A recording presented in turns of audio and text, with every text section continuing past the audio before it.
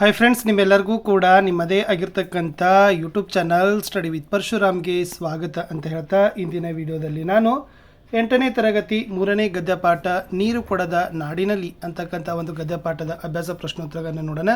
ವಿಡಿಯೋನ like, share ಮತ್ತು subscribe ಮಾಡೋದನ್ನು ಮಾತ್ರ ಮರೆಯದಿರಿ ಅಂತ ಹೇಳ್ತಾ, ಇನ್ನೂ ಕನ್ನಡ ಆಗಿರ್ಬೋದು, ಇಂಗ್ಲೀಷ್, ಹಿಂದಿ, ಸೈನ್ಸ್, SS ಈ ಎಲ್ಲ ವಿಷಯಗಳಲ್ಲಿ ಪಾಠದ ಪ್ರಶ್ನೋತ್ತರಗಳು, ನೋಟ್ಸ್ಗಳು ಎಲ್ಲವೂ ಬರ್ತಾ ಇದ್ದಾವೆ.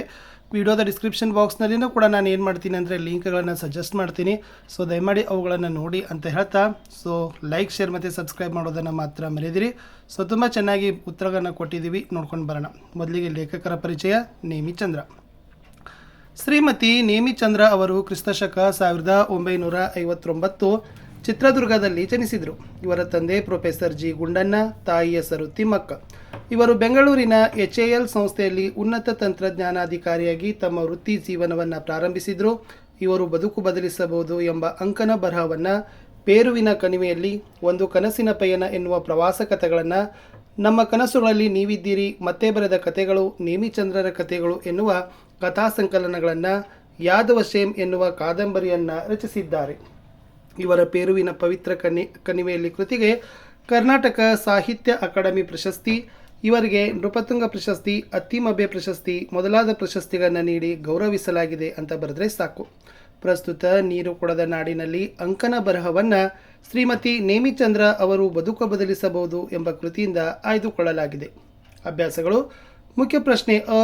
ಕೊಟ್ಟಿರೋ ಪ್ರಶ್ನೆಗಳಿಗೆ ಒಂದು ವಾಕ್ಯದಲ್ಲಿ ಉತ್ತರಿಸಿರಿ. ಮೊದಲ ಪ್ರಶ್ನೆ, ಎಲ್ಲೆಲ್ಲಿ ನೀರು ಕೊಡುವ ಸಂಪ್ರದಾಯವಿಲ್ಲ? ಉತ್ತರ, ಯುರೋಪಿನಲ್ಲಾಗಲಿ ಅಮೆರಿಕಾದಲ್ಲಾಗಲಿ ನೀರು ಕೊಡುವ ಸಂಪ್ರದಾಯವಿಲ್ಲ. ಪ್ರಶ್ನೆ 2, ಮನೆಗೆ ಬಂದವರನ್ನು ಹೇಗೆ ಸತ್ಕರಿಸುವ ಸಂಪ್ರದಾಯ ನಮ್ಮಲ್ಲಿದೆ? ಮನೆಗೆ ಬಂದವರಿಗೆ ಮೊದಲು ಕುಡಿಯಲು ನೀರನ್ನು ಕೊಟ್ಟು ಸತ್ಕರಿಸುವ ಸಂಪ್ರದಾಯ ನಮ್ಮಲ್ಲಿದೆ. ಪ್ರಶ್ನೆ 3, ವಿದೇಶಗಳಲ್ಲಿ ನೀರಿಗಿಂತ ಅಗ್ಗವಾಗಿ ಸಿಗುವುದೇನು? ಉತ್ತರ, ವಿದೇಶಗಳಲ್ಲಿ ನೀರಿಗಿಂತ ಕೋಲ ಅಗ್ಗವಾಗಿ ಸಿಗುತ್ತದೆ. ಪ್ರಶ್ನೆ 4, ಭಾರತದಲ್ಲಿ ಇತ್ತೀಚೆಗೆ ಯಾರ ಹುನ್ನಾರ ನಡೆದಿದೆ? ಉತ್ತರ, ಭಾರತದಲ್ಲಿ ಇತ್ತೀಚೆಗೆ ಮನೆಯಲ್ಲಿ ಬರುವ ನಲ್ಲಿ ನೀರು ಶುದ್ಧವಲ್ಲ, ಅದನ್ನು ಕುಡಿಯಬಾರದು, ಶುದ್ಧ ನೀರನ್ನು ಬಾಟಲಿಯಲ್ಲಿ ಕೊಂಡು ಕುಡಿಯಬೇಕು ಎಂಬ ಹುನ್ನಾರ ನಡೆದಿದೆ. ಪ್ರಶ್ನೆ 5, ಸರ್ವರಿಗೂ ವೇದ್ಯವಾಗಿರುವ ಅಂಶಗಳಾವುವು? Mother's day, fathers day, Valentine day ಆಚರಿಸುವುದು ಉಕ್ಕಿದ ಪ್ರೀತಿಯ ದ್ಯೋತಕವಲ್ಲ, ಗಿಫ್ಟ್, ಗ್ರೀಟಿಂಗ್ ಕಾರ್ಡ್ ಮಾರುವ ಹೊಸ ಹುನ್ನಾರುಗಳು ಎನ್ನುವುದು ಸರ್ವರಿಗೂ ವೇದ್ಯವಾಗಿರುವ ಅಂಶಗಳಾಗಿವೆ. ಪ್ರಶ್ನೆ 6, ಲೇಖಕರಿಗೆ ಹೋಟೆಲ್ನಲ್ಲಿ 4 ಲೋಟ ನೀರು ತಂದಿಟ್ಟಾಗ ಆದ ಅನುಭವವೇನು? ಉತ್ತರ, ಲೇಖಕಿಯು ಹೋಟೆಲ್ನಲ್ಲಿ ಕುಳಿತೊಡನೆ ವೇಟರ್ ಬಂದು 4 ಲೋಟ ನೀರು ತಂದಿಟ್ಟಾಗ ಬರೀ ಬಾಯಲ್ಲ, ಮನಸ್ಸು ತಂಪಾಯಿತು. ಕೊಟ್ಟಿರೋ ಪ್ರಶ್ನೆಯನ್ನು 2-3 ವಾಕ್ಯದಲ್ಲಿ ಉತ್ತರಿಸಬೇಕು. ಮೊದಲ ಪ್ರಶ್ನೆ, ವಿದೇಶಗಳಲ್ಲಿ ಬಾಯಾರಿಕೆಗೆ ಧಾರಾಳವಾಗಿ ಏನೇನು ದೊರೆಯುವುದು? ಉತ್ತರ, ಭಾರತವನ್ನು ಹೊರತುಪಡಿಸಿದರೆ ಉಳಿದೆಲ್ಲ ದೇಶಗಳು ನೀರು ಕೊಡದ ನಾಡುಗಳು. ವಿದೇಶಗಳಲ್ಲಿ ಬಾಯಾರಿಕೆಗೆ ಕೋಲಾಗಳು, ಫ್ರೆಂಚ್ ವೈನ್, ಬಿಯರ್, ಬಾಟಲಿಯಲ್ಲಿ ಹಣ್ಣಿನ ರಸ ಧಾರಾಳವಾಗಿ ದೊರೆಯುತ್ತದೆ. ಆದರೆ ಕುಡಿಯಲು ಮಾತ್ರ ನೀರು ಸಿಗೋದಿಲ್ಲ. ವಿದೇಶಗಳಲ್ಲಿ ನೀರನ್ನು ಕುಡಿಯಲು ಪುಕ್ಕಟೆಯಾಗಿ ನೀಡುವ ಸಂಪ್ರದಾಯವಿಲ್ಲ, ಹಣ ಕೊಟ್ಟು ನೀರನ್ನು ಖರೀದಿಸಿ ಕುಡಿಯಬೇಕು. ಪ್ರಶ್ನೆ 2, ಗುರುದ್ವಾರಗಳ ಬಳಿ ಸ್ವಯಂ ಸೇವಕರು ಏನು ಮಾಡುತ್ತಿದ್ದರು? ಉತ್ತರ, ದಿಲ್ಲಿಯಲ್ಲಿ ಧಗಧಗೆ ಬಿಸಿಲು, ಆದ್ದರಿಂದ ಪುಣ್ಯಾತ್ಮರು ಅಲ್ಲಿ ದೊಡ್ಡ ದೊಡ್ಡ ಮಣ್ಣಿನ ಮಡಕೆಗಳಲ್ಲಿ ನೀರು ತುಂಬಿಡುತ್ತಿದ್ದರು. ಗುರುದ್ವಾರಗಳ ಬಳಿಯಲ್ಲಿ ಸ್ವಯಂ ಸೇವಕರು ನೀರಿನ ದೊಡ್ಡ ಕೊಳಾಯಿ ಹಿಡಿದು ನಿಲ್ಲಿಸಿದ ಆಟೋ, ಬಸ್ಗಳಲ್ಲಿದ್ದ ಪ್ರಯಾಣಿಕರಿಗೆ ಹಾಗೂ ದಾರಿ ಹೋಕರಿಗೆಲ್ಲ ನೀರು ತುಂಬಿ ತುಂಬಿ ಕುಡಿಸುತ್ತಿದ್ದರು. ಪ್ರಶ್ನೆ 3, ಕೋಲಾಗಳ ಆಸೆಯಿಂದ ನಾವು ಏನೆಲ್ಲವನ್ನು ತೊರೆಯುತ್ತಿದ್ದೇವೆ?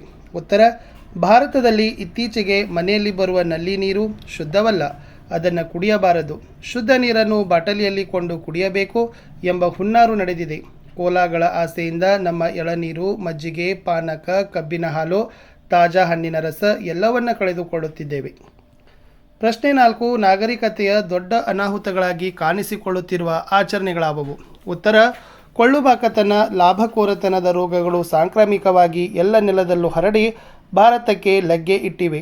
Mother's day, fathers day, Valentine Day ಮೊದಲಾದವು ನಾಗರಿಕತೆಯ ದೊಡ್ಡ ಅನಾಹುತಗಳಾಗಿ ಕಾಣಿಸಿಕೊಳ್ಳುತ್ತಿರುವ ಆಚರಣೆಗಳಾಗಿವೆ. ಇವು ಉಕ್ಕಿದ ಪ್ರೀತಿಯ ದ್ಯೋತಕವಲ್ಲ, ಗಿಫ್ಟ್, ಗ್ರೀಟಿಂಗ್ ಕಾರ್ಡ್ ಮಾರುವ ಹೊಸ ಹುನ್ನಾರುಗಳು ಎನ್ನುವುದು ಸರ್ವರಿಗೂ ವೇದ್ಯವಾಗಿರುವ ಅಂಶಗಳಾಗಿವೆ.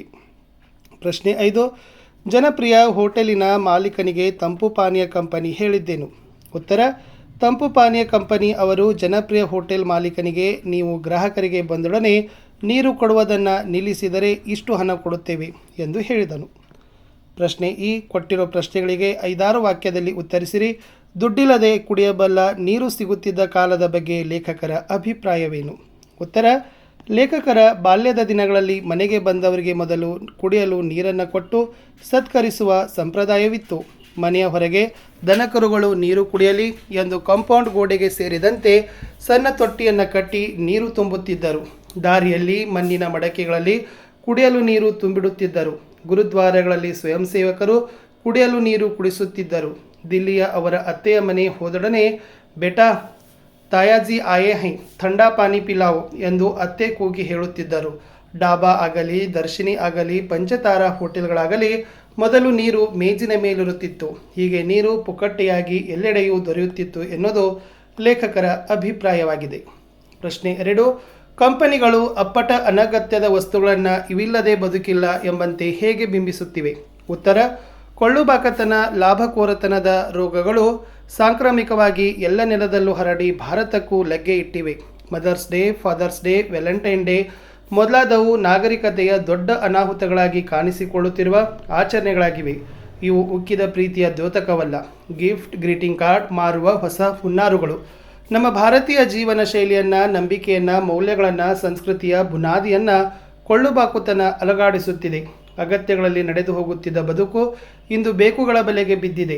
ಮಾರುಕಟ್ಟೆಗೆ ಬಂದದ್ದೆಲ್ಲವೂ ಬೇಕು ಅಗತ್ಯಗಳಾಗಿ ಹಾಗೂ ಅತ್ಯಗತ್ಯಗಳಾಗಿ ಬಲುಜಾನತನದಿಂದ ಬದಲಿಸುವ ಜಾಹೀರಾತುಗಳು ಮತ್ತೆ ಮತ್ತೆ ಬಿತ್ತರಿಸುತ್ತವೆ ಹಾಗೂ ಆರಾಮ, ಐಷಾರಾಮದ ಅಪ್ಪಟ ಅನಗತ್ಯ ವಸ್ತುಗಳು ಇವಿಲ್ಲದೆ ಬದುಕಿಲ್ಲ ಎಂಬಂತೆ ಬಿಂಬಿಸುತ್ತಿವೆ. ಮುಂದಿನ ಪ್ರಶ್ನೆ: ಲೇಖಕಿಗೆ ಬೆಂಗಳೂರಿನಲ್ಲಿ ನೀರು ಕೊಡದ ಸಂಸ್ಕೃತಿಯ ಬಗ್ಗೆ ಆದ ಅನುಭವವನ್ನು ಬರೆಯಿರಿ. ಉತ್ತರ: ಲೇಖಕರು ತಮ್ಮ ಗೆಳತಿ ಮಾಲತಿ ಅವರೊಡನೆ ಬೆಂಗಳೂರಿನ ಇಂದಿರಾನಗರದ ಮುಖ್ಯ ರಸ್ತೆಯ ಮಟ್ಟ ಜಾಯಿಂಟ್ಗೆ ಐಸ್ ಕ್ರೀಮ್ ತಿನ್ನುವ ಬಯಕೆಯಿಂದ ಹೋದರು. ಮಾಲತಿ ಅವರು ಮಿಸಿಸಿಪಿ ಮಡ್ ಫೀ ಎನ್ನುವ ಐಸ್ ಕ್ರೀಮ್ ಆರ್ಡರ್ ಮಾಡಿದರು. ಸರ್ವ್ ಮಾಡುತ್ತಿದ್ದ ಹುಡುಗಿ ದೊಡ್ಡ ಪಿಂಗಾಣಿ ತಟ್ಟೆಯಲ್ಲಿ ಕೇಕ್ ಮತ್ತು ಐಸ್ ಕ್ರೀಮ್ ಇರಿಸಿ ಮೇಲೆ ಕೋಕೋ ಪುಡಿ ಉದುರಿಸಿ ತಂದಿಟ್ಟಳು. ಅದರ ಬೆಲೆ 100 ರೂಪಾಯಿ. ಲೇಖಕರು ನೀರು ಕೊಡಿ ಎಂದು ಕೇಳಿದರು. ಆಗ ಸರ್ವ್ ಮಾಡುತ್ತಿದ್ದ ಹುಡುಗಿ, ಮಿನರಲ್ ವಾಟರ್, ನಮ್ಮಲ್ಲಿ ಸಾಧಾರಣ ನೀರು ಇಲ್ಲ ಎಂದಳು. ಇದರಿಂದ ಲೇಖಕರಿಗೆ ರೇಗಿ ಹೋಯಿತು. 100 ರೂಪಾಯಿ ಕೊಟ್ಟು ಐಸ್ ಕ್ರೀಮ್ ತಿಂದರೂ ಪುಕ್ಕಟ್ಟೆಯಾಗಿ 1 ಲೋಟ ನೀರು ಕೊಡದ ಜಾಯಿಂಟ್ಗಳಿವು ಎಂದು ಕೋಪ, ಬೇಸರ ಮಾಡಿಕೊಂಡು ಲೇಖಕರು ಅಲ್ಲಿಂದ ಹೊರಬಂದರು. ಇದು ಲೇಖಕಿಗೆ ಬೆಂಗಳೂರಿನಲ್ಲಿ ನೀರು ಕೊಡದ ಸಂಸ್ಕೃತಿಯ ಬಗ್ಗೆ ಆದ ಅನುಭವ. ಬಿಟ್ಟ ಸ್ಥಳ ತುಂಬಿದರೆ ಭಾರತದಿಂದ ಹೊರಗೆ ಕಾಲಿಟ್ಟರೆ ಉಳಿದವು ನೀರು ಕೊಡದ ನಾಡುಗಳು. ಈ ದೇಶಗಳಲ್ಲಿ ಮನೆಯ ಡ್ಯಾಶ್ ಬರುವ ನೀರನ್ನು ಕುಡಿಯೋದಿಲ್ಲ. ನಲ್ಲಿಯಲ್ಲಿ ಗ್ರೀಟಿಂಗ್ ಕಾರ್ಡ್ ಮಾರುವ ಹೊಸ ಡ್ಯಾಶ್ ಸರ್ವರಿಗೂ ವೇದ್ಯವಾಗಿದೆ. ಹುನ್ನಾರಗಳೆಂದು ಸ್ಯಾಂಡ್ವಿಚ್, ಬರ್ಗರ್ ಜೊತೆಗೆ ದೊಡ್ಡ ಗಾತ್ರದ ಡ್ಯಾಶ್ ನೀಡುತ್ತಾರೆ. ಕೋಲಾದೊಡನೆ ಅಂತ ಬರೆದ್ರೆ ಸಾಕು. ಇಷ್ಟಿತ್ತು ಈ ಪಾಠದ ಪ್ರಶ್ನೋತ್ತರಗಳು. Good luck.